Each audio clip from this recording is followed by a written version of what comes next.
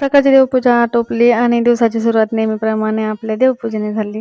तर ना मस्त स्वयंपाक करायचा होता म्हणून चूल पेटवायला गेले, तर तिथं बघितलं तर उदयने मस्त अशी ना राख काढून ना मदत करत होता मला. मुलगी नाही म्हणून काय चाललं, मुलीची कामे तो अशी छोट्या गोष्टींमधून पूर्ण करतो. आज त्याच्या टिफिनसाठी केली कुरडईची भाजी. सुरुवातीला कांदा छान परतून घेतला, त्यात शेंगदाणे, मिरची, तुकडे, जिरे, हळद, मीठ आणि कडीपत्ता घालून सगळं छान परतून घेतलं. मग आधी ना भिजत घातलेल्या कुरडई त्यात टाकली आणि सगळं एकजीव होईपर्यंत छान परतून घेतलं. मग त्याचा टिफिन, स्वयंपाक आटोपला. मग आहे ना आजचा पुढचा मोर्चा होता कांद्याकडे. आज शेतात काम नव्हतं, चाळीत मग कांदे भरायचे होते. काही कांदे थोडे खराब झाले, पण सध्या कांद्याला भाव असल्यामुळे ना मनाला थोडासा दिलासा मिळतो.